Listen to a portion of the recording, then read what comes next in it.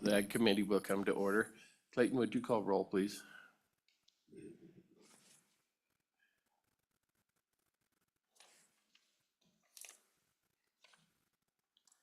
Senator Crago. Here. Senator Ide. Here. Senator McEwen. Here. Senator Pearson. I'm here. Chairman French. Here. We have a quorum. All right, thank you.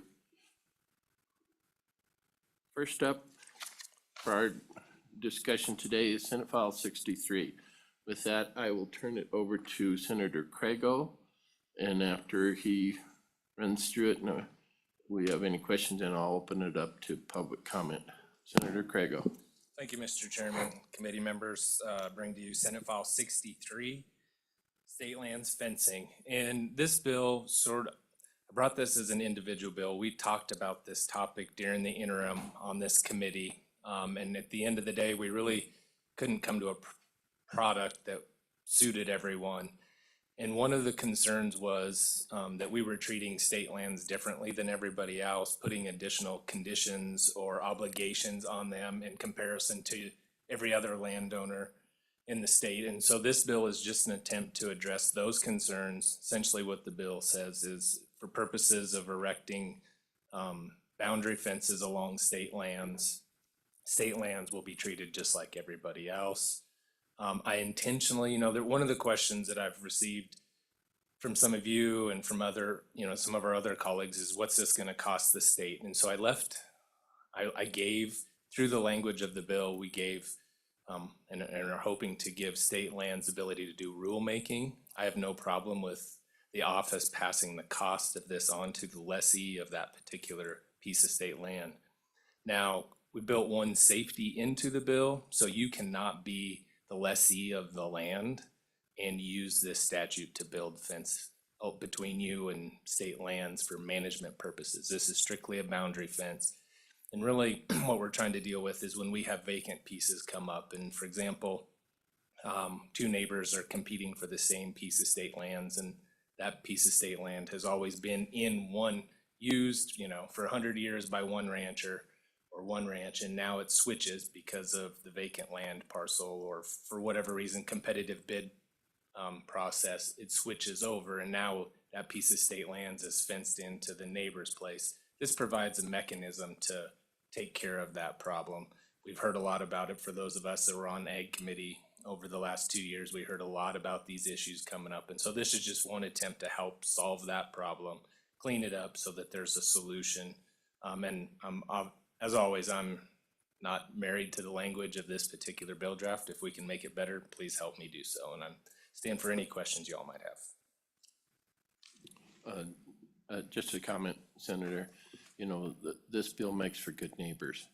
If you're the private landholder and right next to the state land that you don't lease, somebody else does, and there's no fence, nothing makes neighbors mad after a certain amount of time than wandering cattle or sheep or whatever onto your property. So, any questions of the senator at this point? Senator McEwen.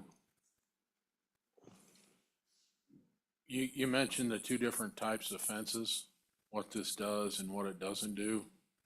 I'm curious, what's the difference in the actual fence itself? Mr. Chairman, Senator McEwen, this particular bill would not address the different types of fences. So what we are trying to do is prevent a landowner who has a piece of state ground within his property from using this statute to create a fence around that piece of state land for management purposes, not boundary delineation purposes. And so that was the language. So you could build any type of lawful fence. And so just to back up, and that's actually a good segue into what I should have talked about.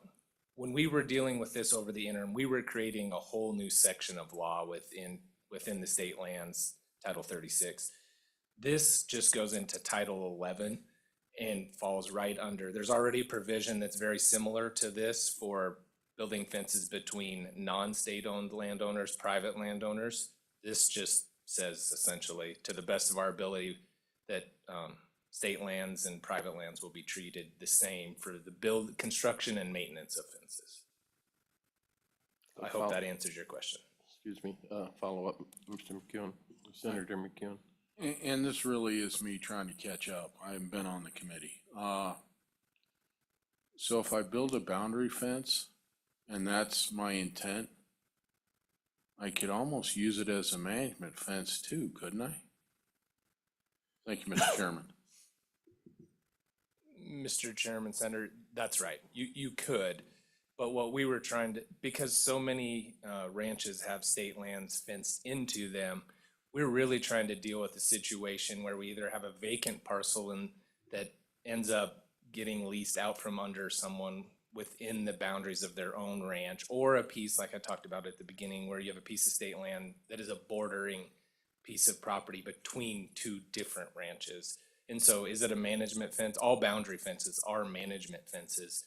What I'm really talking about is on internal pieces so that this doesn't get overused and our good office of state lands does not have to deal with a lot of different issues. And talking to them, and I know they'll come up and testify, they have a rough idea of, sort of how many places this could affect them. And so we're trying to limit the extent of it, and we're trying to address a very small problem.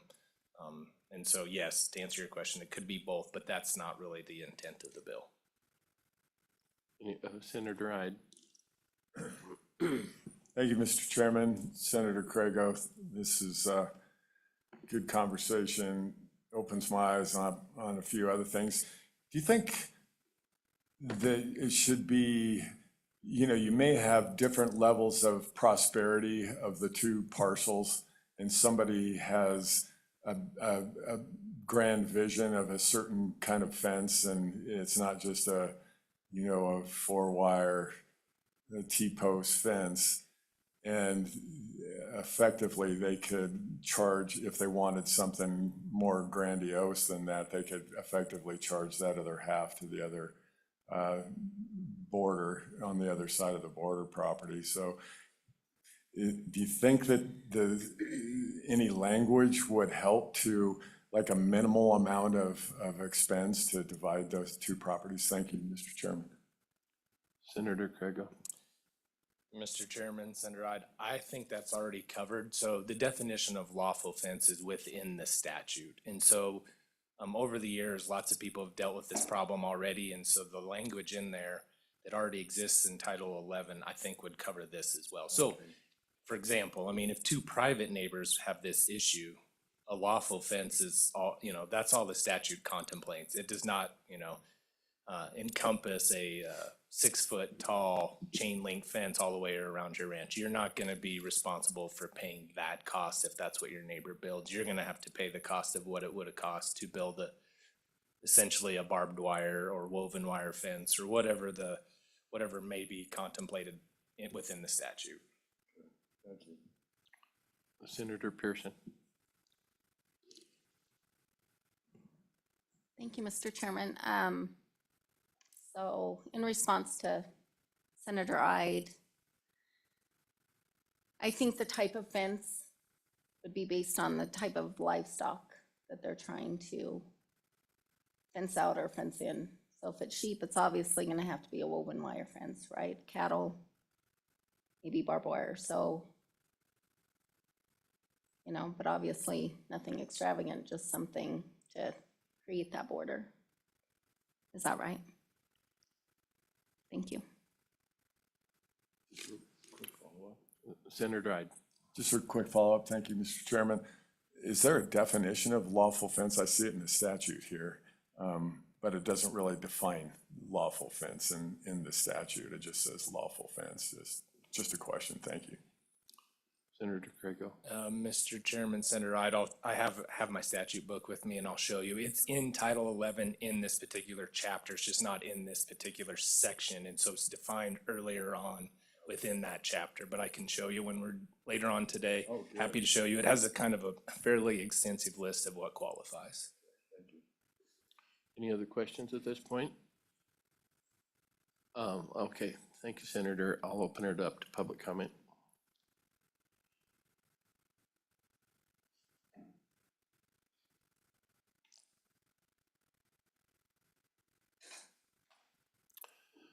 for the record, if you guys state your name. Absolutely. Good morning, Mr. Chairman. My name is Jason Crowder. I'm the interim director for the Office of State Lands and Investments. With me, I have Cody Booth. He's our assistant director over the Trust Land Management Division. I appreciate this opportunity to speak about this topic, and I appreciated all the conversations through the interim as we've worked through a couple issues on it. So I'm happy to answer any questions, but wanted to highlight a couple points that are risen based on the language of the bill. I guess it is good to hear the bringer of the bill say that we could pass this cost down to the lessee. All of our analysis and all of our points about this bill is that OSLI was going to be responsible for the cost. And that's because the bill does say the cost shall be borne by the Office of State Lands and Investments. So when you look at it from that context, obviously we have a cost concern. We don't know exactly how many miles of fence we'll need to build based on the request of an adjoining landowner. And we've estimated that within the fiscal note, I think you saw, anywhere from $100,000 a year to $1 million a year, because we just don't know the amount of requests that are going to come in. We also don't know where these requests will come from in the state, how complex the fence is to build, if it's flat ground with good dirt, if it's hard rock straight up a hill, any of those things. So our appraisal staff did do some work for us, and they estimated the average cost of fence in the state of Wyoming to be anywhere from $5 to $7 a foot. That could range anywhere from $15,000 to almost $37,000 a mile. And if that cost is the responsibility of the Office of State Lands and Investments, obviously we don't have that money within our operating budget and would need to do something to mitigate that. So either passing that down to the lessee or having an appropriation to the office to pay for that program would be important. I think one of the other things that causes a little bit of question in our mind is the way the management or maintenance of the fence will be handled going forward. How far forward do we need to look for that? And again, that comes at a cost. And if it is borne by the office, a cost that would have to be compensated somehow through an appropriation. The other thing that I wanted to highlight, and I appreciate Senator Crago's comments, that this is to clean up a problem that we talked about over the interim. And I think that's true. We estimated anywhere from 5 to 6 that we're currently working on, that this could help with a boundary problem between a state lessee and an adjoining landowner. But as we go forward, this could evolve the way the bill's written into a quote unquote cost share program for fencing. And we're a little concerned about that, mainly because fences are the property of the lessee, and that's how improvements on state land have been managed through time, that the lessee gets to put up the windmills, the stock tank, the water lines, the fences. And if they lose their lease because we sell the property, or if they lose it because somebody places a higher competitive bid on it, they get compensated the fair market value for that improvement. And this committee and the legislature worked on that definition of fair market value a couple years ago, but it is an asset that's paid back to the lessee. One of the other things that comes out of that term asset of the lessee is that many lessees have armored their leases against competitive bids by placing more improvements on there. They've done that because when an individual places a bid on a lease, they also have to pay the full amount, the estimated amount of that fair market value when they place their bid. And if they're paying for 4 miles of fence plus some interior management fences, some water structures, or even a center pivot or some irrigation structure, that's a healthy amount right up front just to participate in the bidding process. So they've armored that lease with that expensive improvement because they own that. They own that asset, they own that improvement, and they have that ability to do that.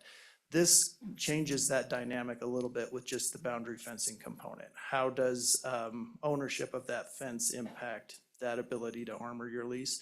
Or the ownership simply is, does the state own half, does the other individual own half? And how do we manage that going forward? So that's just one of the other concerns. Mr. Chairman, I think I'll stop there because I think the senator did a great job of explaining the bill, and we don't have many more concerns other than that. And again, it's from the standpoint of we at the Office of State Lands and Investments will be responsible for the cost of that fence, and that's how we read the bill with that word shall in there. And one last thing, Mr. Chairman, we would request an amendment on page 2, line 8. It says there that the Office of State Lands and Investments will promulgate rules. We need that to say the Board of Land Commissioners will promulgate rules. So With that, Mr. Chairman, happy to answer any questions. Just a second here. A question for you, Acting Director. But if you promulgate rules, somebody leases that state land, that state lease, and they pay, in the lease, they pay for any fencing. So in effect, they're paying for all the fencing, right? Mr. And Chairman, in the event they lose that, the new lessee would have to compensate them for the entire fence. Is that correct? Mr. Chairman, there are a lot of scenarios that go into that. One of the scenarios is exactly as you stated. They could build and pay for the whole thing and be compensated for the whole thing. They could also partner, as the existing fencing law contemplates, with their neighbor and pay for half, and the neighbor pays for half. But we have a documented, I guess, ownership level proportionate to whatever they put into that transaction. And the third that I can think of is there's a lot of federal cost share programs, EQIP and WIP, that participate in the cost of fence. And we document that when somebody builds a fence with those federal funds. And they own the whole fence, but they only get compensated to the amount of money that they put in, not what the federal government put in. How do you handle, Director? Do you have any instances now where the lessee pays for the fence and along the lines of the maintenance, future maintenance? I mean, if the lessee builds a fence and pays for it, and then he loses that 20 years later, or gives it up 20 years later, I mean, is it a prorated thing so that year 75 or year 60, the thing's falling down, you know, the Elko hit it so many times, it's useless, you know, you gotta start over. Any thoughts on that? Yeah, Mr. Chairman, and that's what the legislature contemplated a couple of years ago. It changed the definition of the value of that improvement from a contributory value, which is how much does that improvement contribute to the overall value of the lease, to the replacement value. And that replacement value is defined also in statute by how much it costs to replace that fence right now, less depreciation. So obviously, a 100-year-old fence without maintenance would not be worth much because the depreciation has dropped it down. But as you've maintained it, it will decrease its amount of depreciation at the point of lease transfer, I guess. So there shouldn't be much of a devaluation. But we're also, I think the legislature contemplated that the benefit of that fence has also been given to the financial benefit of the lessee over time as well. So you've done a good job of increasing the amount of money that could be compensated back to the lessee by changing it to that fair market value. But we also require them to maintain it in a good workmanlike manner, so they've gotten the financial benefit over time of that fence also. Acting Director, because now fence at $5 to $7 a foot is a major issue now, financial issue. So thank you. Any other questions at this moment? Were you gonna comment? No, all It right. was my help, yeah. Well, don't leave the area. Any other public comment? Stock growers?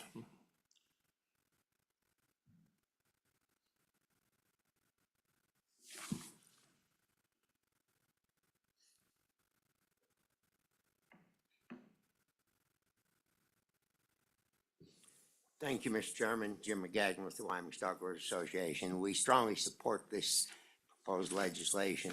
What it really does is create some equality. Today, to use the big example I can think of, if I'm a private landowner and the neighboring land is private and I choose to build a fence, I can require that neighboring landowner to pay 50% of the cost, construction and of maintenance on that boundary fence.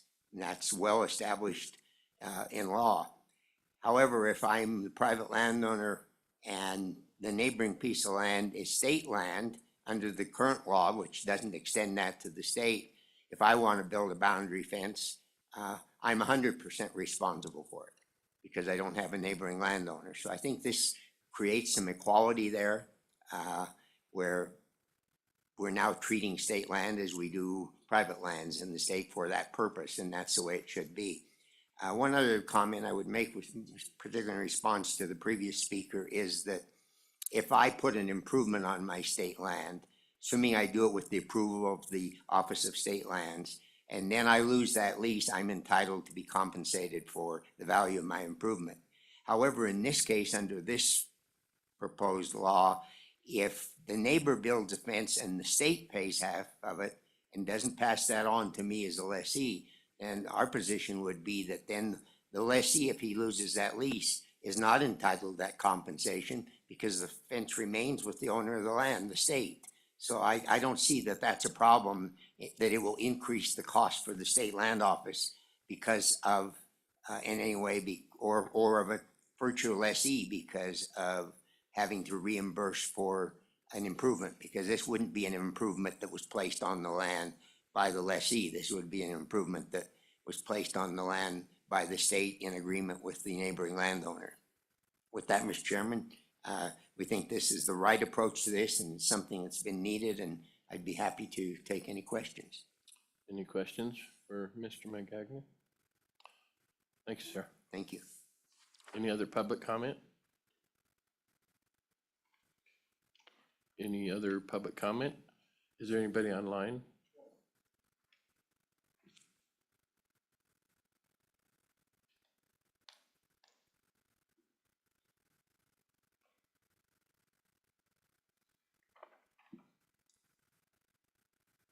I'm sorry, Clayton. Yes or no? Is there? Okay. Okay.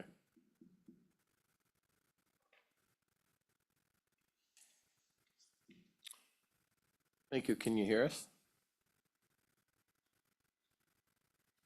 Can you hear us? Yes. Okay, state your name for the record, please. Chairman French, members of the committee, my name is Era Arano. I'm with the Rocky Mountain Farmers Union, and please indulge me a very brief background. Founded in 1907, Rocky Mountain Farmers Union is a grassroots organization that represents family farmers and ranchers in Wyoming, New Mexico, and Colorado. We were founded to ensure that individuals in rural communities can compete effectively and fairly in the marketplace, and are dedicated to achieving profitability for family farmers and ranchers, promoting stewardship of the land and water resources, delivering safe and healthy food to consumers, and strengthening rural communities. Our policy positions are member-driven, with proposals originating from our local chapters and then approved by members at our annual convention. We support this bill and its good neighbor goals. Thank you. I stand for questions. Any questions? Thank you very much for your comments. Appreciate it. All right, any other public comment? Seeing one more, okay, I apologize.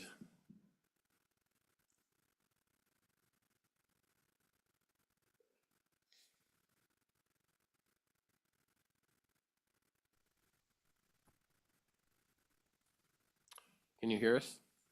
Yes, can you hear me okay, Mr. Chair? Yes, please state your name for the record. Will do, thank you. My name is Kelly Carpenter. I'm with the Wyoming Farm Bureau Federation. Good morning, Mr. Chair, members of the committee. Thank you for the opportunity to join you virtually today. Just wanted to keep it brief here, but comment in support of Senate File 63. A few things our organization appreciates about the bill are that the adjoining landowners may construct a fence, that it's not shall. They don't need to construct a fence. In addition, it protects adjacent landowners that don't hold the state lease from their cattle trespassing on that state land parcel. We also appreciate how the bill follows that typical Wyoming fence ethos of, each side shares 50-50 in cost and maintenance. Anyway, again, I'll keep it brief. So with that, thank you again for the opportunity, and I'll take any questions you or the committee may have. Any questions for Kelly?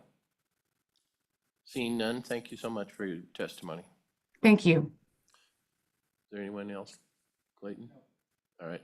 With that, I'll close the public comment. Senators, what's your wish here? Then moved by Senator Craigo. Second by Senator Pearson. All right, as we go through here, page 1, we'll just go through the bill here. Page 1, pretty self-explanatory. Any questions or amendments on page 1?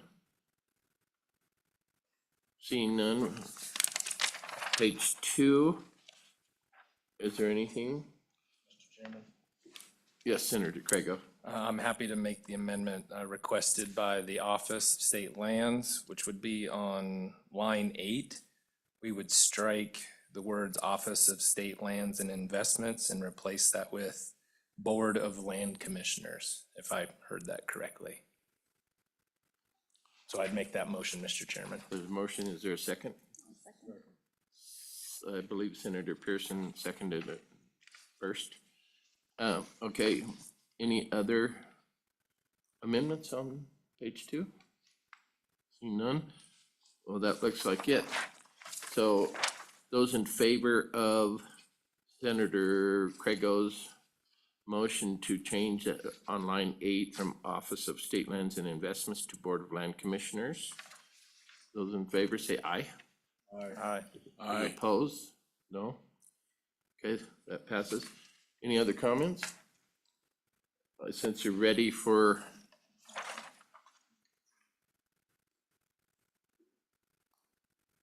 wait, are you guys ready for the vote on it? Yeah. Okay, Clayton, would you call the vote? This is a roll call vote for Senate File 63 as amended. Senator Craigo, Aye. Senator Ide, Aye. Senator McEwen, Aye. Senator Pearson, Aye. Chairman French. Aye. Mr. Chairman, that is 5 ayes. So that bill has passed. Next up, we're gonna lean on Senator Craigo pretty hard today, since he's part of the Select Water Committee. Next up is Senate File number 82. Senator Craigo, if you would, please. Mr. Chairman, this is the water bill planning side of the equation, and I think we'd probably be best to turn it over to the director and have him Okay, walk us Right. through the bill and which projects we're dealing with so that we can inform all of our colleagues when we get to the floor. Thank you, Mr. Chairman. okay. Thank you. Mr. Mead, please. Thank you, Mr. Chairman, committee members. I'm Jason Meadham, the Director of the Wyoming Water Development Office.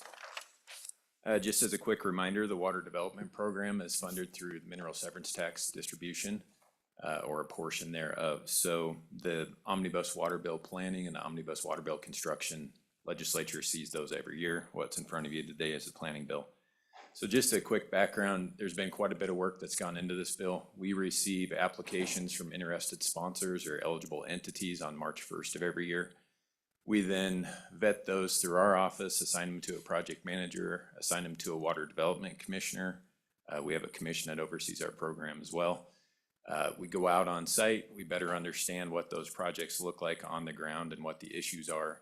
Our office then puts together a recommendation for consideration by our Water Development Commission as well as a Select Water Committee who sponsors these bills. So at our May meeting, that's when we bring our recommendations to these two bodies. The sponsors or the eligible entities that are sponsoring these projects are also there to answer questions.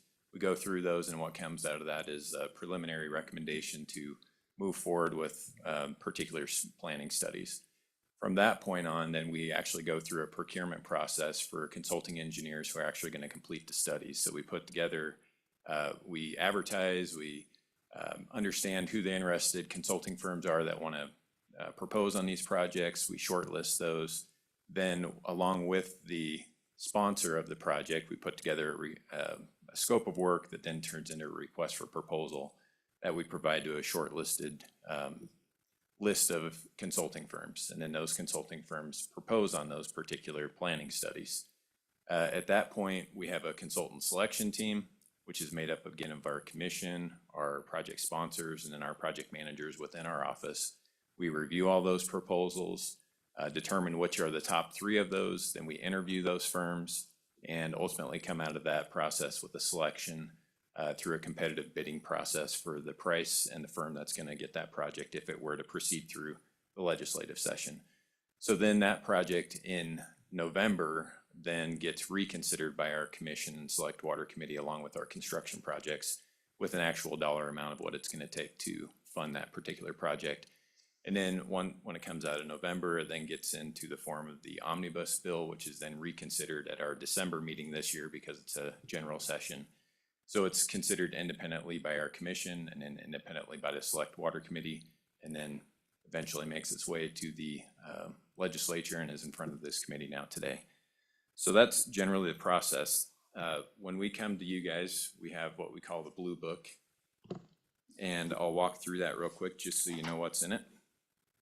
First page inside the cover here is just a summary of the bill itself. So the first column is the tab in which you can, you see the bill or the folders tabbed, and as you go back into this, you can determine, or you can see the recommendation that actually went in front of the commission and the Select Water Committee for each project. The second column is the bill page that each project's on, and then you get into the name of the project, location, which account, water development account it's coming from, and just a short description of the particular project. If I may ask a question here real quick. Most of these are for master plans. How long do these master plans sit on the shelf, or how long are they valid? I mean, if it's done, let's say this year, 2025, and for whatever reason, they can't do the master plan, whoever's applying for it, for 5 years, 6 years. I mean, how long before you have to redo it and pay for it a second time? Sure. Mr. Chairman, it really depends on the project sponsor and the complexity of the particular, let's say, municipality, for example. A lot of times, some of the more progressive sponsors will get right on their master planning prioritization list and start working through those. And we think that, you know, if they get through them, it's probably about a 10-year shelf life of once changes are made and those projects are updated, then we wouldn't consider another master plan for at least 10 years from the original master plan. The agricultural side of things, not as many changes going on within an irrigation district as there would be with a growing community, for example. So there we typically look at 15 years is a pretty good shelf life on those, if not longer. And it really is just a matter of how much funding do they have along with our program and federal funding to be able to start working through those different projects and priorities and how quickly they address them. Okay, thank you. Okay. Continue, please. After the blue sheet is our fiscal note associated with the bill, and then after the fiscal note is actual omnibus water bill planning. And then under tab A is just a 2-page description of our program, which if any of you have attended, which I see some familiar faces up here from our orientation, that was the handout at our orientation on January 13th. And then under tab B is just a snapshot of our account 1, 2, and 3 budget balances in advance of these two, when I should say two, the planning bill and the construction bill. So these were the balances in each account before these recommendations. And then starting on tab C is where you get into the individual project recommendations. So with that, this is a fairly short bill. It's only 4 pages long, so I'll refer back to the bill and I'll just walk through that with you folks real quick. So we're on page 1, line 1. This is just an introduction and a general description of the bill. So we're authorizing level 1 and level 2 studies, providing for the appropriation of those particular projects, reversion of unexpended funds. Our planning studies usually have a 3-year time frame before funds are expended or reverted. And then funds to be used to complete other designated projects as specified, and then it provides for an effective date for the bill. Down on line 13 of page 1, this is where we actually get into our different accounts. So the first section would cover account 1, level 1 projects, so master planning type projects. It talks about sums of money are appropriated from water development account 1 and references the particular statute that set up account 1. Then moving on to page 2, that first paragraph, again discusses projects defined in a certain statute, and those are just the general levels of description or levels of projects description. It is mentioned that if there is multiple projects within, say, account 1, level 1, and there's funding that's not being used that's needed for another, with the approval of the Select Water Committee, funds can be moved around between those projects within a certain block. Down on line 8 of page 2, we see that we have a reversion date of July 1st, 2028. Again, that's 3 years for funds that aren't expended or obligated or under contract by then. And then every year that we have to report to the legislature. So every year we have the legislative report from our office that we provide to account for that requirement. Then moving down to lines 14 through 20 are the actual projects within account 1, level 1. So we have the Hewlett Water Master Plan. Again, a master plan is really just a community that, or an agricultural district for that matter, wants to understand what the current status of their system is, you know, the different pieces of it, the age of it, what do they need to plan for in the future. In particular case of Hewlett, that might mean population growth and where is the growth occurring, what are going to be the bottlenecks, what are the list of needs that are going to need to be addressed into the future, and prioritizing those, and then looking at their financial capability and working with them to come up with a financing plan to actually implement those projects.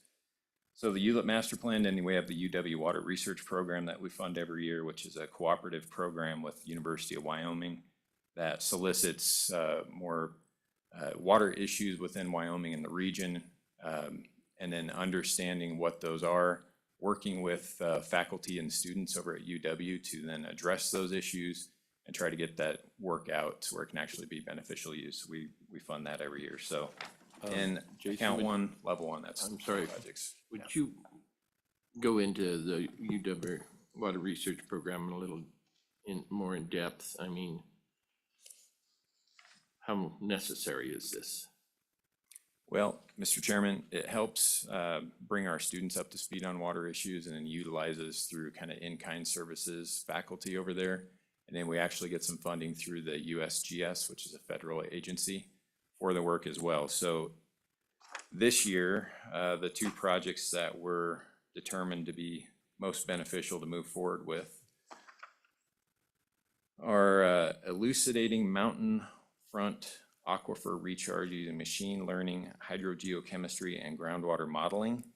And then also the quantification of Wyoming forest metrics to better manage wildland fire fuel loads and increase watershed health and surface, subsurface water quality. The first one, the mountain front aquifer, is really aquifer exploration and development of technologies applicable to studying other aquifer systems in the state of Wyoming, and just the understanding of aquifer sustainability and how that is transferable to other areas in the state is what that's looking at. And then D, which is the forest metrics, is something that the Wyoming State Forestry Department thought was beneficial, as well as it was a priority for the conservation districts within the state. And it's just trying to determine which Wyoming watersheds are more susceptible to high severity wildland fire events than others, and then trying to plan it, be proactive and trying to address that into the future. Okay, thank you. Continue, please. Okay, so moving on to the bottom of page 2, we get into section 2 of the bill. Line 22, this is where we have our level 1 studies and our account 2 rehabilitation program. The paragraphs to follow are very similar. They just reference account 2 statute, provide a reversion date. And then over on page 3, starting on line 14 through 24, we have 3 master plans. These are agricultural master plans, one for Pioneer Canal Lake Hattie Irrigation District, one for the Smiths Fork Irrigation District, and one for Wheatland Irrigation District, for a total of $980,000. Then near the bottom of page 3 is where we get into section 3, and this is our dam and reservoir program. It spills on to page 4. Down on lines 9 through 15 of page 4, we have one level 2 feasibility study in our dam and reservoir program, and that is in the middle, or for the Middle Poposia River storage study, where they want to look at some storage opportunities over there on the Middle Poposia River. All right, thank you. Are any of these repeat master plans? Are any of them Is a good set on question. the shelf too long and had to do it again? Mr. Chairman, none of them have sat on the shelf too long. If I remember right, Hewlett has never had a master plan. Wheatlands is greater than 10 years old, and they've done just a ton of projects since that first one, so they're ready for an update. Pioneer Canal, if I recall correctly, I don't think they've had one, and Smiths Fork is the same. So all of them, if they've had a master plan in the past, have had good progress on their master plans and completed enough studies where we felt like it was appropriate to have another one. Okay, With that, the last thing would just be again on page 4, starting on line 17 is section 4, and that just provides an effective date for the bill, and this would be effective immediately upon the bill becoming law. So with that, I'd be happy to answer any other questions you might have.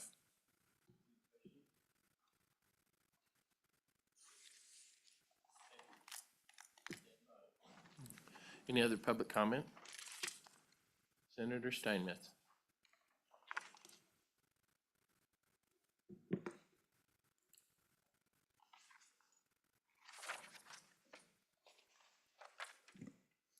Good morning. Thank you, Chairman French and Agriculture Committee for your time this morning. I am currently the chairman of your Select Water Committee, just here to support the bill and answer any questions. With regard to the questions concerning some of the master plans, most of the time, everyone just works through those a project at a time. So the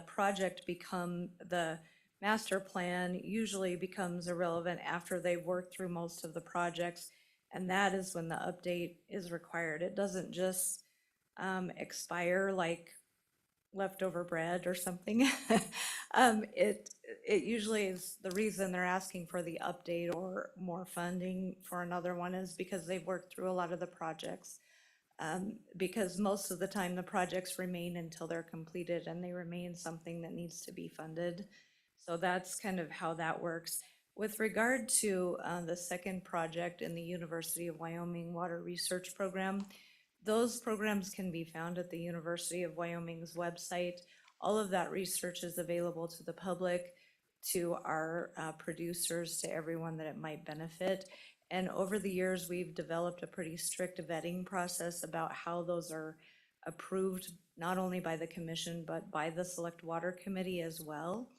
The second one on the watershed and the forest management also holds hands with one of the bills we're bringing this year, which is it's improving forest health for watersheds.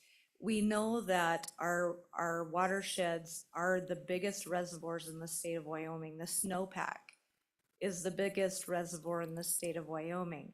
And so that is why we're concentrating on our forests, not only mitigation of wildfires, but also the fact that it is our biggest reservoir in the state of Wyoming. And with the problems with the Colorado River Basin and the drought across our state, these are very important topics to the state of Wyoming, to our agricultural producers, to our municipalities that rely on these water resources as well. And so I appreciate the great questions from the committee and would stand for any more.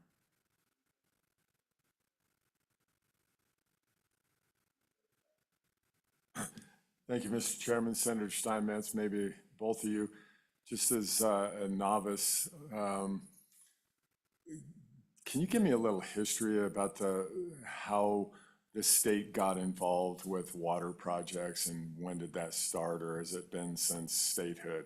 I'm just a little curious about how the state became involved with all of these water projects. I sorry to waste everybody's time, but if anybody can answer that question real quick, just curious. I'll start out, Director, if that's all right. Just the fact was they took I'll let him talk about the dates. I think it was in the 70s, but I'm not sure. And what they did is they take a percentage off of the mineral severance tax, because as we know that, and you, Senator McEwen, from up in your area for sure, know that as that's a depleting resource. So we wanted to invest that money into a renewable resource, which is water. We didn't want that water running downstream to other states. We wanted to put our water to beneficial use, and we realized the public benefit of that for both our agricultural industry, for our municipalities, and for our wildlife. So it's a benefit to the entire state to retain our water and to use it. In fact, I would argue that it might be more precious than oil right now. So Thank you, and I would phone a friend. Mr. Chairman, the only thing I'd add to that, 'cause I think that's good background, is just that 1975 was when this all started, and they started utilizing a portion of the mineral severance taxes for a program. Used to be called Department of Economic Planning and Development, that then morphed into Water Development. So it's been known by a few different names and been tucked in of the other little agencies here and there before it became a little bit more prominent, I think, in the 80s. So I'm not much of a historian, so I can't tell you more than that, but Thank you. I mentioned, either one of you can try to answer this. I mentioned it several times over the last month that we need a lot more money because LaPrelle is approaching $200 million, nearly $100 million of state funds. Goshen Canal, or tunnel collapse, major deal. And that's probably not the end of it across the state, because I know we're a Bureau of Rec project up in my area, but all of our dams are 100, 110 years old, and canals and drop structures and you name it, the same age. Is there a way, any thoughts on how we can get more money into the program? Other than a bill to take money out of the general fund and LSRA, any thoughts on it? Mr. Chairman, our big emphasis has been on trying to leverage additional federal funds than we have in the past, because in the past, our project sponsors have typically come to us for, we used to use 67% grants, so they would always max out the water development grant, and then if they needed additional funds, they'd ask for 33% or something less from federal programs, when we know a lot of those programs will go up to 50%. Some of those NRCS programs even go up to 75%. So we're trying to, in our master planning, better identify which pots of federal funding are available for specific types of projects. And that really helps in providing the information so then we can get those sponsors to apply for that funding. And then really almost insisting upon that our eligible entity should be maxing out federal funding first so we can further leverage that and make state dollars go further. And that helps them and us, because obviously it makes our dollars go further, but then it's less money out of pocket for a particular producer. Because if they can get a 50% grant, they can come to us for a 50% grant. There's really hardly any money out of pocket, and it allows them to get a lot of projects done. Aside from that, continuing to tell the story of our critical aging irrigation infrastructure study that was completed a year or so ago, and the dollar amounts that came out of that, just the top 30 most critical structures was $200 and some odd million. With inflation, that's easily $300 million now. And there's 1,000 to 2,000 structures, just structures, not conveyance, out there that are in very poor condition, and equate that to dollars, that's a lot more than 200 to 300 million. So continuing to educate the legislature, and for the legislature to understand that issue, and then it's up to you as far as state funding, but our program's trying to leverage. Thank you. The reason I bring it up is, under the new administration, I it's a pro oil and gas, coal administration, but they may not always be there. And if let's say in the future, administrations attack the coal and kill it, and attack the oil and gas, like the last 4 years, and we don't have that number for that dollars for severance tax to go into here. At that point, we're like, whoa, what do we do now? So anyway, this my Senator. Thank you, Mr. Chairman. I'll be real quick, just learning here. Since the LaPrelle is sort of a hot potato right now, just give me a little idea. How was that funded initially? How was that dam built, and where did the funds come from? Just to get a little backdrop of history here. Thank you. Yeah, Mr. Chairman, Senator, that was originally a privately funded dam.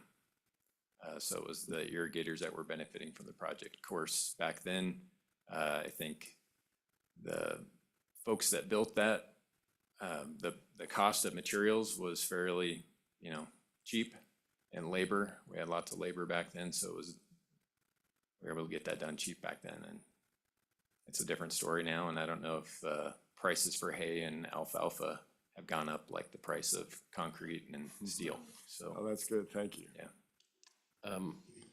To continue along that line, we're getting ready to knock the dam down because it's unsafe, and build a new dam with state nearly 100 million, 90, whatever it is, the number is, in federal funds. Then we're gonna give it to that irrigation district. Was that right? Mr. Chairman, right now, the funding is 100% grant from the federal government and 100%, at least there's funding in the construction bill this year for an additional 60 million on top of the 30 million from LISRA from before. So right now we're at 30% design. So we'll have a better cost estimate once we get a construction manager at risk or a CMAR contractor on board. That'll actually give us a dollar amount, and then as design proceeds, we'll have a better understanding of what that cost estimate does in the future. And I'm not saying that those irrigators don't need a good dam and for their storage. I'm not going there. I'm just want to clarify that it was private and a lot of state money going into it, and then we give it to them. Is that correct? Mr. Chairman, I believe that's what's in front of us, yeah. Okay. Senator Steinmetz. Thank you, Mr. Chairman. And LaPrelle is complicated because it's a high hazard dam. And the reason it's a high hazard dam is because of I-25 that is below it. There's also the natural bridge structure, and the state fairgrounds is in the floodplain in Douglas. And so there's, a 100-year dam has been in place that was not constructed for flood mitigation, but it is there now and it has been utilized in that way. And so if you've ever been up the canyon, it's a narrow canyon, and the water barreling down that canyon will have an impact regardless of whether there's a dam there or not. I mean, the dam has really helped a lot. But there's a lot of issues with flooding in the city of Douglas as well now.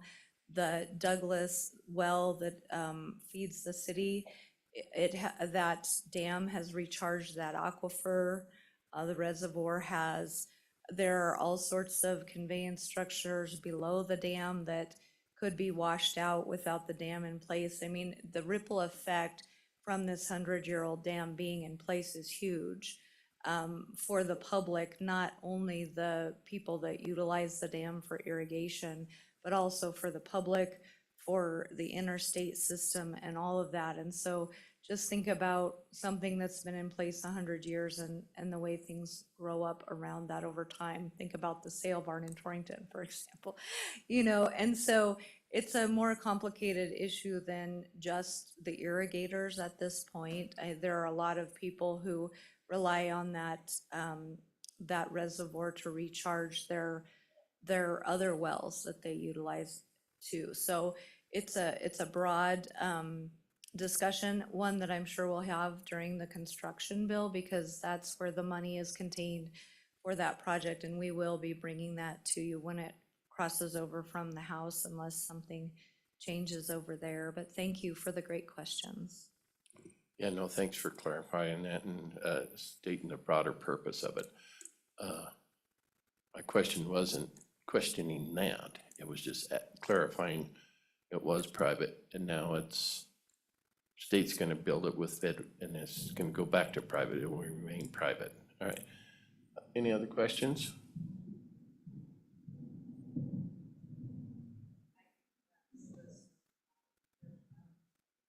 Oh, okay. I'm like, what, was it something I said? Thank you. Any other questions? Thank you, guys. Any further public comment?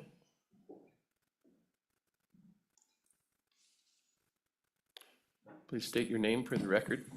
Good morning, Mr. Chairman, members of the committee. My name is Chris Mickey. I'm with the Wyoming Business Alliance.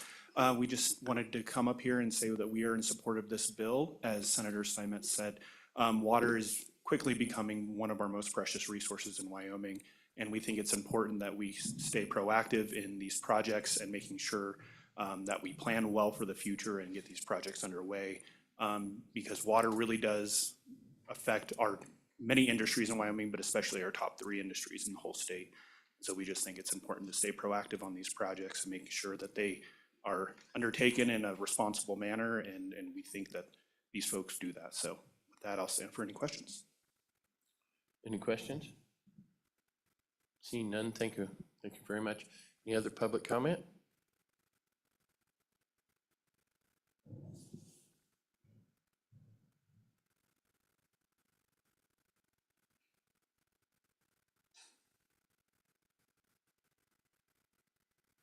State your name for the record, please. Good morning, Mr. Chairman, members of the committee. Holly Kennedy here today representing Wyoming Association of Conservation Districts and our 34 conservation districts across the state. As you can imagine, we have a high level of interest in this bill and all of the components therein. I just wanted to rise in support of the bill and let you know that it is very important. It is very important for water conservation and proper water use. Thank you. Any questions, Holly? Thank you. Appreciate it. Further public comment? See, it was something I said. Anybody online, Clayton? Okay. Any further public comment? If not, I'll close the public comment. Committee, what's your choice here? The bill's been moved. Senate File 82 has been moved by Senator Pearson. Is there a second? Seconded by Senator Crago. Okay, is there any amendments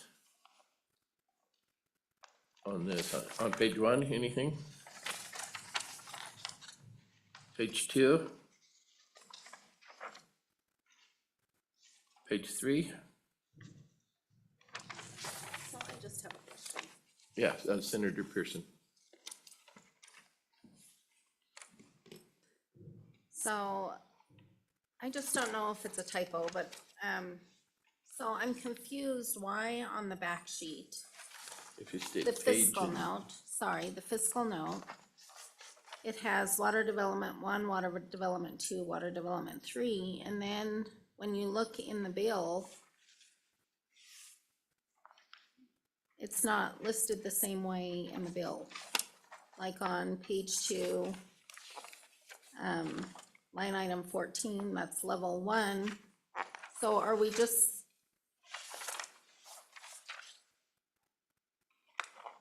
So I'm just confused why this is a 2 and over here it's a 3, and so I'm just confused.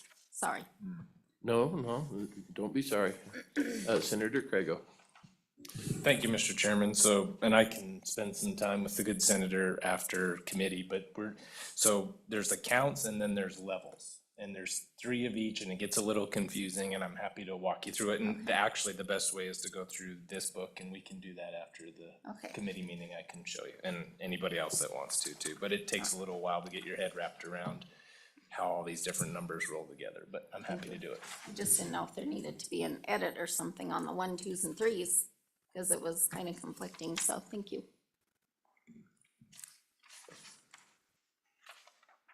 Anything on, I think we're on, where are we? Page 4, any amendments or anything? Page 5? Seeing no requests or whatever for amendments. Are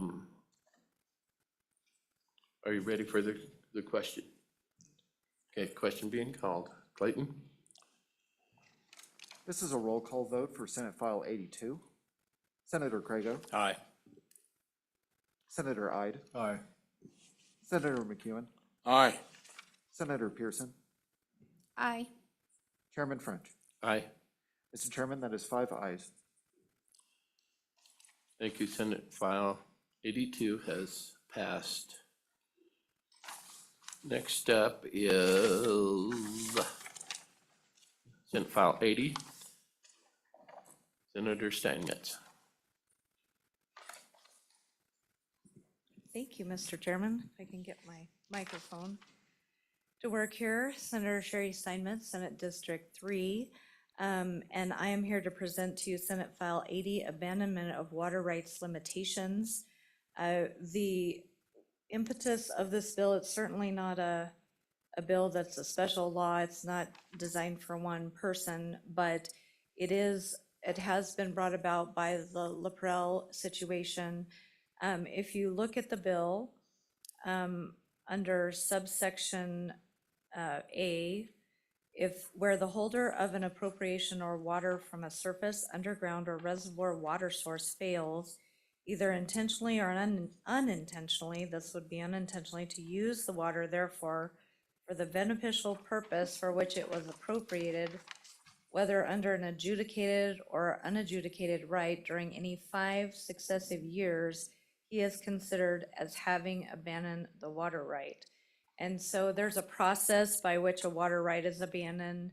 The state engineer does not automatically do that.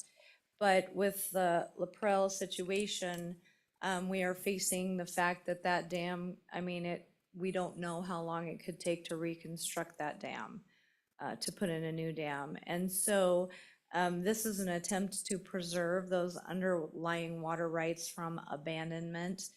The other part of that is they've been on a restriction for several years as well, as you know. And so if they haven't used that portion of the water, then we don't want that to become subject to abandonment either. So this bill simply, the meat of the bill is down on page 2, and lines 8 through 12 there. So it says, you start out, we were talking about how they could be abandoned. So it just says, or the owner of a lawful dam or diversion system, and there you have your definition, 41.3307, under which appropriated water becomes unused due to necessary repairs or replacement. So that's the water we're trying to take care of. Then they may apply to the Board of Control for an extension of time not to exceed 5 years within which to use the water or reactivate the use of the water therefrom for the beneficial purposes for which it was appropriated. So we're making a caveat there to where if the dam is being repaired or replaced, or even any other diversion structure, anything else that this might come up with across the state, that we are protecting those underlying water rights. The last thing we want to do is abandon them to run down to, to the state line or something like that. There's one other small change, I believe, on page 4, where we're just adding on line 14, lawful dam or diversion system. The good state engineer helped us with this language. He's been very diligent in helping us to try to protect these water rights as we mitigate this situation with the breach order coming and the inability to utilize that water except for what is available through direct flow. We know that storage rights are very important, and so Mr. Chairman, that is the genesis of this bill, and I would stand for any questions. Thank you, Senator Steinmetz. A good explanation of it. I have a question for you from my knowledge. The storage in there had to be reduced to like 30%, I believe? 40. 40? So does that, at full level, they have a certain amount of storage rights where it's been reduced 60%.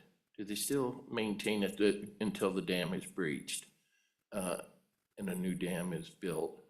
Do they still retain full storage rights, even though the water level, the storage has been reduced 60%? They would not be, Mr. Chairman, excuse me, they wouldn't be subject to abandonment for the 5 years, and it's my understanding that's been 4 years that restriction has been in place, which is why it's incredibly important that we get this bill in place now, because those the water rights relate to that, the use, the beneficial use, putting it to use. So, and I do believe that's connected to a storage right, but I have 2 people behind me that are much more versed in this. I see I've been Chris smiling. eyeballing them back Smiling, there. so if I have mucked it up, I'll let them fix it. I'll phone a friend. Any further questions of Chairman Steinmetz? Yeah. Thank you, Mr. Chairman, Senator Steinmetz. You mentioned trouble at the state line potentially within Nebraska, maybe making a call or something. I'm just trying to back up a little bit. During our discussion on temporary water use, we kind of talked about the abandonment after 5 years, and it's really not policed really hard unless somebody presses the issue. So that's my question, is who would press the issue on the 5-year abandonment? Would it be somebody out of state versus somebody in state? That's kind of my question. Thank you. Thank you, Mr. Chairman and Senator Ide. That, that is, we have no way to know. We have no way to know who might do that. Thank you. Any further questions of Senator Steinmetz? Stick around. Any further public comment?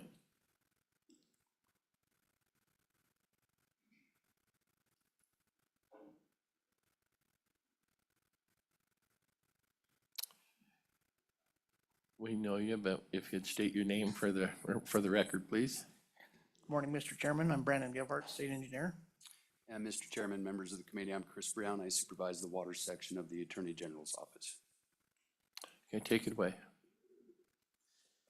Mr. Chairman, to follow up on some of the questions and maybe Senator Steinmetz's testimony, she did a great job explaining the bill. One of the questions was related to the vulnerability of a water right under this situation. But there are specific people or entities who could file abandonment. So what the statute contemplates, that 5 consecutive years of non-use, but then there has to be an action taken or initiated with the Board of Control. The water right doesn't just go away. There has to be that action taken to file for the abandonment of that water right. So that has to be a junior or equal water right user who could benefit. Go ahead. The non-use that you just mentioned, but they're using 40%. Are we talking about the non-use of 60%?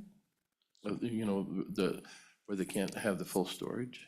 So, Mr. Chairman, the restriction reduced it to 60% capacity. So there's the 40% that is immediately concerning. But the idea that the construction could still take some time, potentially up to 5 years, on LaPrelle, for example. But during the discussion on the interim, there was a recognition that aging infrastructure is an issue all over the state. And LaPrelle may not be the only example. Goshen's an example. Mr. Mead, Director Mead, mentioned a study they did.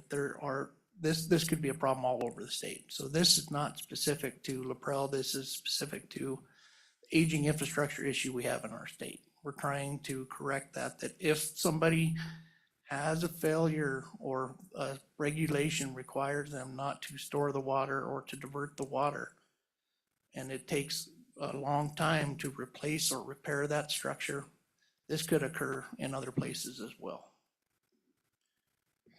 And Mr. Chairman, just to perhaps answer your question directly, we do have some precedent in other situations where just a portion of a storage right, a portion that was unable to be used has been abandoned, then they retain the rest. So that potential exists, that the 40% that's been under the fill restrictions since 2019, I believe, could potentially be at risk if a junior user who would benefit from the abandonment could prove by clear and convincing evidence that they would benefit from it.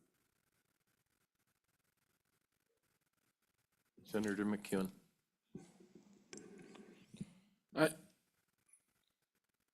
I have a question here, and I hope I don't sound too dumb, but I'm imagining this dam, and it's got 60% storage capacity in it right now, or reduced to that.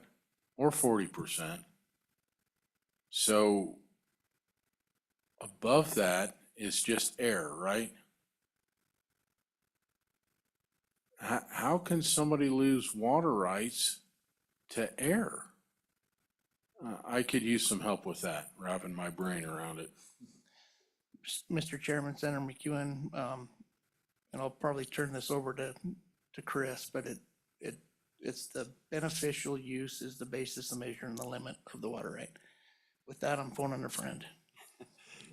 Mr. Chairman, Senator McEwen, so part of the requirements under the statute with regard to the abandonment is that the water had to have been available to satisfy the water rights. When we're talking about a storage right, we're talking about an appropriation or the right to impound or store the water. And if the water was available in that 5 years to store it, and the appropriator failed intentionally or unintentionally to store that water, then that's what can be abandoned, their failure to store the water when it was available to store. So anybody who would bring an action would have to prove that the water was available to satisfy that appropriation, that right to store, and the appropriator failed to do it.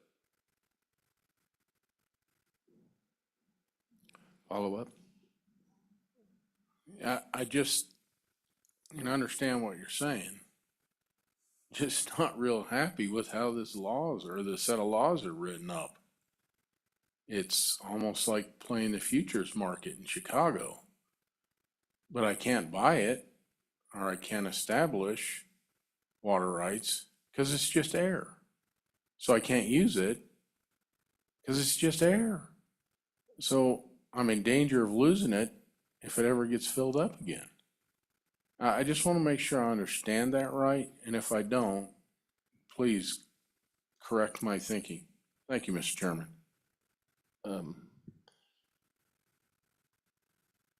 Senator, at full level, the area you're talking about, because at full level, the irrigators downstream have the right to X amount, whether it's, I don't know how much storage there is, 7,000 acre feet. I don't know how much storage there is in that. They have a right to that. Since the dam is failing and it had to be brought down, suddenly they have 30, 40%, whatever the number is, of their right. So they're in danger of losing that quote air if it's not put to beneficial use. So when the new dam comes in, it will be filled up back to that original level or more. I don't know what the plan is there. Then they're back to their 100% of their, they have a storage right. It's a right that they're granted, and they'll be back whole. Right now, this bill is contemplating, you know, they may lose that, and I understand where you're coming from, Senator, that air. Well, that was storage right that they had in, because when the dam started to crack, they had to reduce that level for fear of it breaking and taking out interstate, whatever it is, 25. So hopefully that helped. Can you expand a little more, please? Mr. Chairman, and Senator McEwen, I'll take a crack at it. I'm not sure I'm completely tracking your question, but maybe to expand on something the state engineer started with is this idea of beneficial use. And it's ground in the doctrine of appropriation itself and how Wyoming deals with water rights. Okay, so a water right, the state, let me start with the state owns the water. Under Wyoming's constitution, the state of Wyoming owns the water. In that sense, it's the ability to control how the water is used.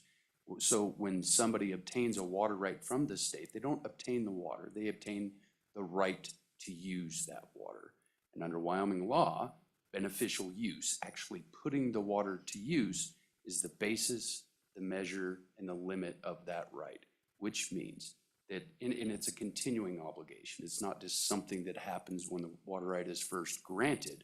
It's something that that water user must continue to do. So over the course of the existence of that water right, the water user must continue to put that water to use as it was granted, or they run the risk of losing it. The idea being, if they're not going to use it, there's somebody else, there's some other beneficial purpose to which that water can be placed. And so there's this obligation that comes with the water right itself. That water user must at all times continue to beneficially use that water, or they run the risk of losing it. And that's just the concept as it's applied to this storage. They have a right to store it, and if they fail to continue to use it in that way, then they run the risk of losing it to some other water use that would benefit from that right. Does that help, Senator? Okay, thank you. And those storage rights, and please correct me if I'm going down the wrong road, are so crucial.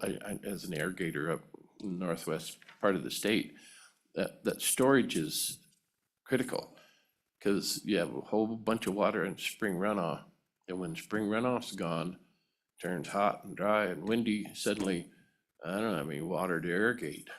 Where that storage you rely, it's there, so you can use that and pull that reservoir down to whatever level that's you can legally do, so you can have that second crop of hay, third crop of hay, or whatever.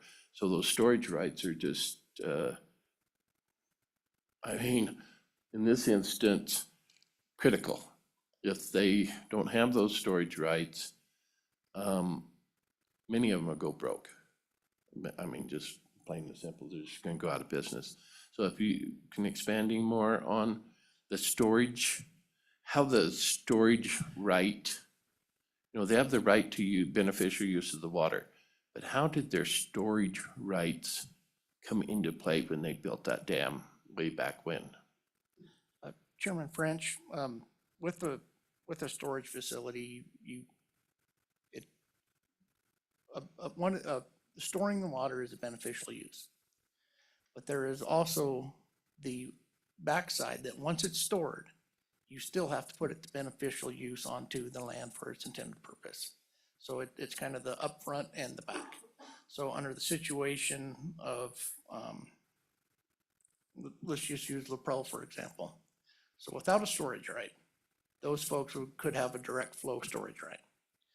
And like you said, in the spring, when the stream is plentiful, they're able to divert. Later on, that water, as you all know, is not there late season. And so they don't have the water available to them. So they build the storage for the purpose of that late season irrigation. And that does have a water right to store the water. You have to have the right to store the water, to build the dam and to store the water behind it. But then you also have to put that to beneficial use on the other side. So Chris, you're getting ready to jump in? I mean, I just clarify one particular point. So the idea of the beneficial use and how it relates to the storage, you can have storage in and of itself being a beneficial use if there's an in-place use for that storage. And most often we think of fisheries or recreation or something like that. Power generation where the storage itself can satisfy a purpose. But storage, and this is not entirely clear under Wyoming law, but storage in and of itself is typically not a beneficial use. The owner of that appropriation must then put it to the beneficial use for which the storage is appropriated, be it irrigation, municipal, industrial, whatever it is, in order to protect that water from potential abandonment. So just the storage in and of itself isn't necessarily a beneficial use unless there's an in-place beneficial use attached to it. And the reason for this bill is we're running up to the end of, I think Senator Steinmetz said a year or something, and it's gonna take a while to knock the dam down and build another one. I don't know how long it'll take to build the other one, let's say 3-4 years to get it built. I just don't know. So we're up against the clock. I mean, the clock's ticking, so that's the reason for this bill, to get it through the process, through the Senate, the House, governor sign off on it, to where we can protect those water rights for another 5 years or whatever. So hopefully the dam is built by then, it's full, and everybody's, it's flood control / stored water for irrigation and other uses downstream. So any further comment? Mr. Chairman, I would just add maybe one other thing. Like I said earlier, this isn't specifically for Laprelle, although it will help Laprelle. It was brought up because of Laprelle. But we're seeing more and more when we're trying to permit the replacement of a dam or a large diversion structure, that it takes quite a while to get the funding in place, to get the permitting in place, to design it, to get it constructed. And so what this is trying to address, that if that process takes over 5 years, then the Board of Control can consider an extension on when that becomes ripe for abandonment. I think that's a crucial statement, that is statewide. It's for Yes, everybody that's at risk, and we see what's happened in the last couple of years with Goshen and Laprelle, and others are coming down the road. Mr. Chairman, the only additional thing I'll add is, well, a couple of different things, just very quickly. As the state engineer mentioned, it's not just Laprelle. We've included also diversion systems as they're defined. And those are larger diversions. So we'll see larger diversions that would suffer the same kind of roadblocks with regard to the funding and the design and the permitting. And so we've included those as well.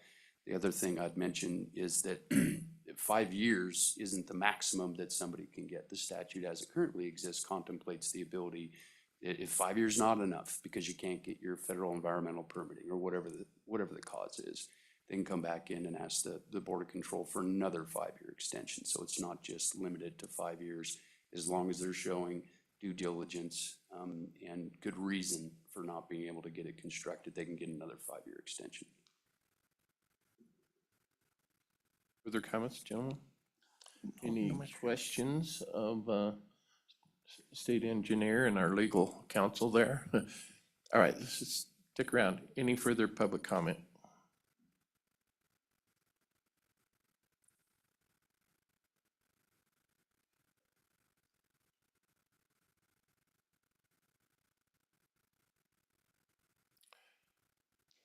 Mr. Chairman, Keith Kennedy on behalf of the Wyoming Association of Irrigation Districts and the Crop Improvement Association. We strongly support this bill, and the point that I was going to make was the most recent comment that you heard, and I would ask you to consider what it might be like if I had a large diversion, for example, that was on Forest Service property, and the amount of time that it might take setting aside even funding and design to obtain the required permits from the federal government. So I think this is very important for us to be able to preserve those water rights and those uses on the ground. And with that, I'd welcome your questions. Any questions? Seeing none, thank you. Thank you. Further comments? Public comment? We have about 20-some minutes, and we're gonna have to yank the plug on this. Good morning, Mr. Chairman, members of the committee. Holly Kennedy here with Wyoming Association of Conservation District, and I will do my best to keep my comments very succinct on this. We are here today in support of this bill. As you all know, water is a very important resource and a very important asset to our state, and we do think that this is an important step to help protect those. I would speak a little bit to what I feel is the intention of the original language of the bill, which is to make sure that these water rights aren't going unused and intentionally unused. And I think we can all see the need. I think Laprelle really highlights the need for giving some allowance to people who want to use the water right but perhaps can't.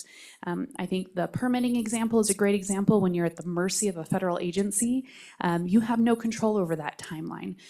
When you're at the mercy of a construction project like Laprelle, you often don't have control over that timeline. And I think that now is a really great time to make sure that we have something in place like this to protect those users that do want to use their water right and cannot for a certain reason.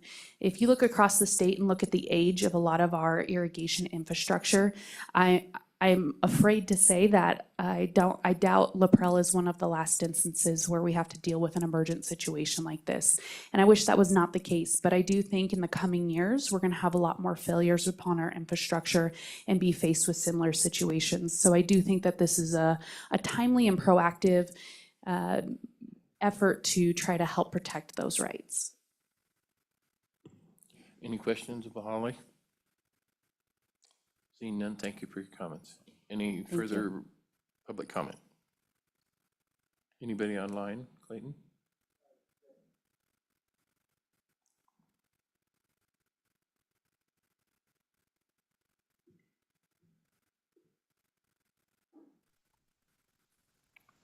Can you hear us? Yes, Mr. Chair, can you hear me? Yes, please state your name for the record.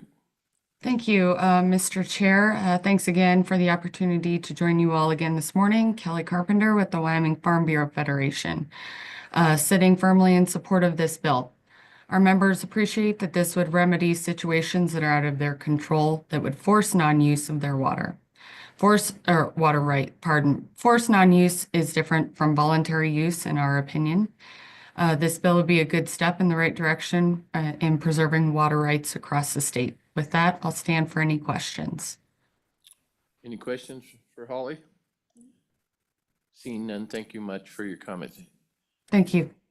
Anyone else, Clayton? One more, okay.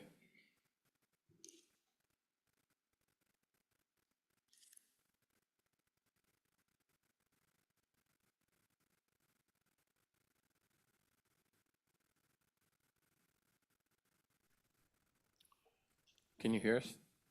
Yes, sir. Good morning, Chairman. Good morning again, Chairman and members of the committee. Era Arano, Rocky Mountain Farmers Union. We firmly support this bill. We think it's a good chance to support our small producers and to get ahead of a looming problem. Thank you, and I stand for questions. Any questions? Seeing none, thank you very much for your comment. Any other public comment? No one else online? Okay. With that, I'll close public comment. Senators, what's your choice here? The bill's been moved by Senator Pearson. Is there a second? Seconded by Senator Craigo. All right, we'll run through this real quick. Page 1, are there any amendments or anything on that one? Page 2, where the new language is in there, 8 to 12, are any comments or amendments on page 2? Page 3, any amendments on page 3? See none. Page 4, any amendments? See none. Page 5. None. Okay. I think this is a very important bill. I mean, it's for the entire state. This is can't express how important this is. Is the committee ready for the question? Clayton, would you call? This is a roll call vote for Senate File 80. Senator Craigo? Aye. Senator Ide? Aye. Senator McEwen? Aye. Senator Pearson? Aye. Chairman French? Aye. Mr. Chairman, that is 5 ayes. All right, thank you, committee. Public? Any other comments from the committee? Seeing none, the Ag Committee is adjourned. Good job, French.